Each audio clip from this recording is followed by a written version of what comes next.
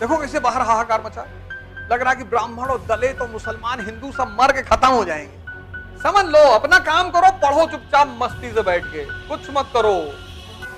18 मार्च को बीजेपी अयोध्या महोत्सव मनाने जा रही है। तुलसीदास ब्राह्मण थे, ब्राह्मण ने लिख दिया। जो भी चीज मजा बन जाएगी वो मेहनत रहती नहीं।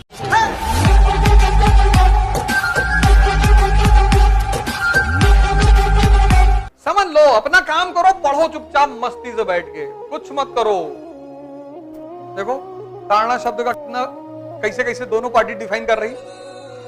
एक पार्टी कह रही कि ताड़ना मतलब पीटो, और ढोल को पीटोगे तो बजेगा। ढोल बजाना पड़ता है, उसकी कला है।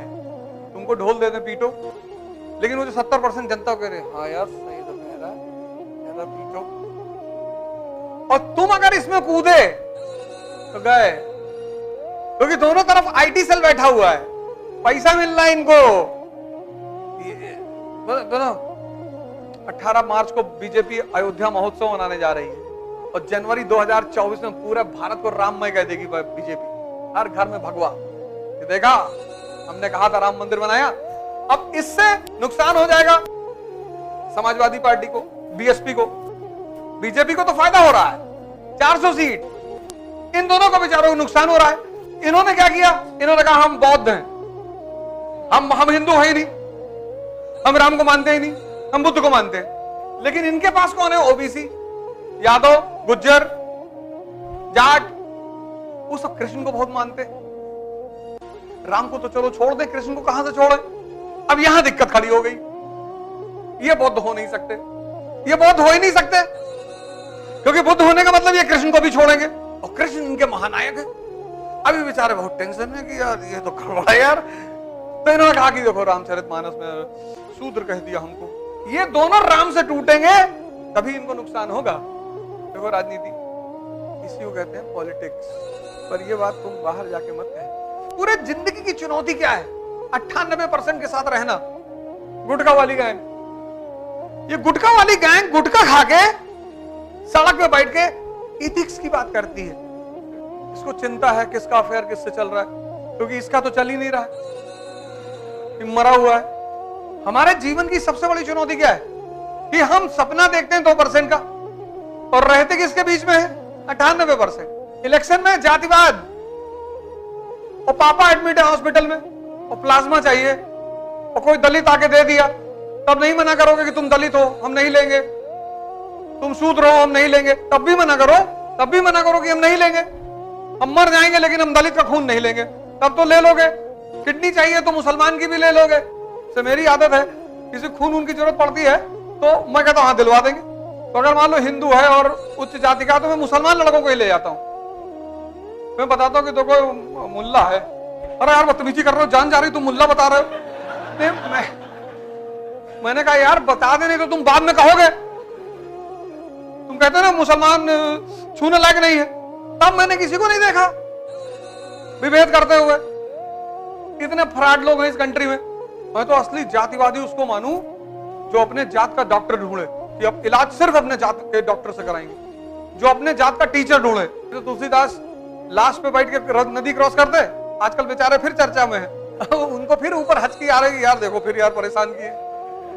तुलसीदास ब्राह्मण थे, ब्राह्मण ने लिख दिया। ताड़ना शब्द जो संस्कृत में है उसका मतलब है मारना, लेकिन रामचरितमानस अवधी में लिखी हुई है, संस्कृत में नहीं लिखी है। रामचरितमानस जो लिखी गई है वो संस्कृत में नहीं है, अवधी में है। और अवधी में ताड़ना का मतलब होता है देखना, नहीं वह ताड़त है। लेकिन देखो कैसे अर्थ को घुमा दिए रहे सब। एक वीडियो है, मुझे बड़ी हंसी आई। एक मैडम एक बिल्ली लेके रामचरितमानस को पढ़ा रही थी कि पढ़ ले, देख रामचरितमानस में लिखा है कि जानवर को भी पढ़ना चाहिए, ताड़ना मतलब शिक्षा, ले पढ़ ले। अब ऐसे डॉक्टर अंबेडकर ने कहा शिक्षा शेरनी का दूध है, तो शेरनी से दूध निकालने जाओगे? इन सब कहने के अर्थ हैं, इनके पीछे एक अर्थ है, उस अर्थ को समझना है। बाल्टी लेके जंगल में नहीं पहुंच जाओगे, पर ये सिर्फ तुम्हें समझना है क्या मतलब है। देखो बाहर कितनी हाहाकार मचा हुआ है, 24 इलेक्शन तक है। देखो कैसे बाहर हाहाकार मचा। लग रहा कि ब्राह्मण और दलित और मुसलमान हिंदू सब मर के खत्म हो जाएंगे, सब दलितों को बचा रहे हैं। देखो इलाहाबाद में जो मारे गए उनको बचाने कोई नहीं आ रहा, कोई नहीं जाके धरना दे रहा है कि हमारा भाई था, दलित था, हम लड़ेंगे। वहां भी जाओ, क्योंकि वहां पोलराइजेशन नहीं हो सकता और उसमें गैंगस्टर इन्वॉल्व है, जो जाएगा उसका भी जाएगा।